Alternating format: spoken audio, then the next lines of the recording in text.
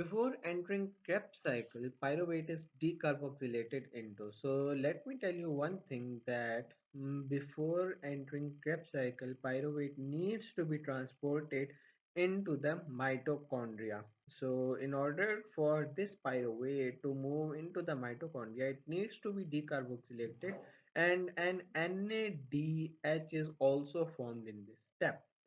Pyruvate is basically decarboxylated into acetaldehyde, which then converts into acetyl coenzyme A. That is the substrate for oxaloacetate in the Krebs cycle. I hope you have memorized this Krebs cycle. Krebs cycle is also known as tricitrate cycle.